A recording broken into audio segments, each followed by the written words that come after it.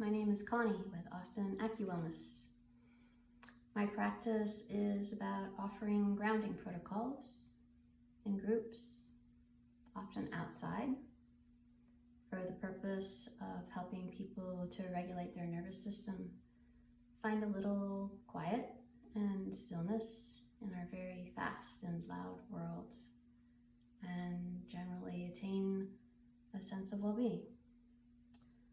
Much of my practice is about using AcuDetox 5NP, which is a very simplified 5-needle protocol. 5 needles, same 5 points in each ear for everybody. But very often I use these tuning forks to amplify the effects of that simple protocol. I always use AcuTonics, the AcuTonics system of tuning forks, which has got its roots in acupuncture. In this system, we always use 2 tuning forks. Acupuncture is the art and science of helping people come into balance and harmony, which is also what your ears do as far as function. They're about bringing in sound and helping you with balance.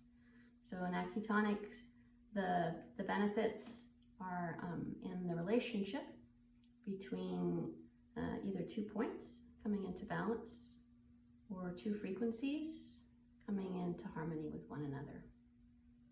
So in the system, I would usually put my thumb over the top of this little logo down here, just below the U, and place my index finger on the other side of it. So I have a fairly firm grasp of the tuning fork.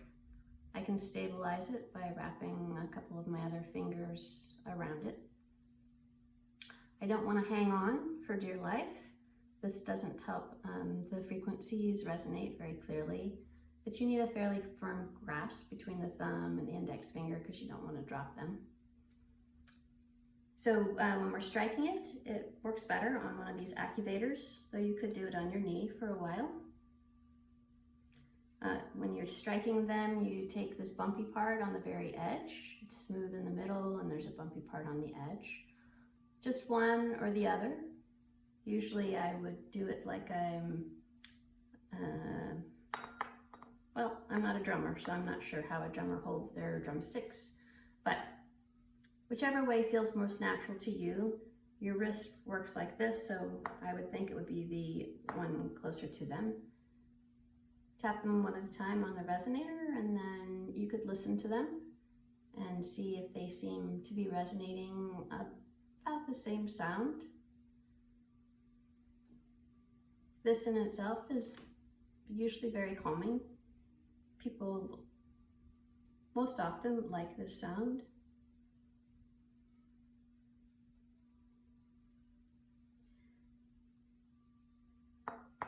After you've done it a few times, you start to be able to feel through your hands the vibration in each one and get a greater sense of the comparison between the two.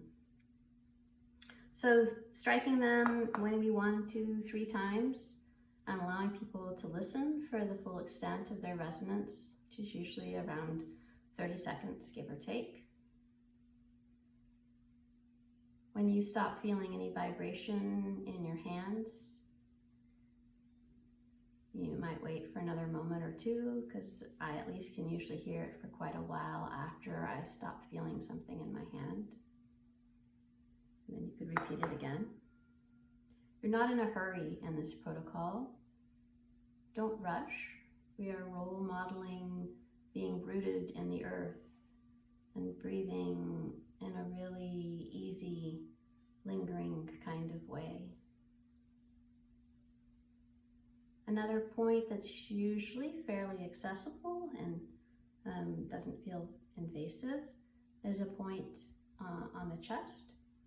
It could be anywhere up and down here that seems easiest to access. The point we're actually aiming for is called inner child, and it's right about the height of the 4th rib. The tuning forks send out waves and ripples in all directions from where you are. So if a point is much easier to reach up here, that is fine. This point often causes people you can often see their diaphragm drop, often causes them to take a little sigh and a deeper breath.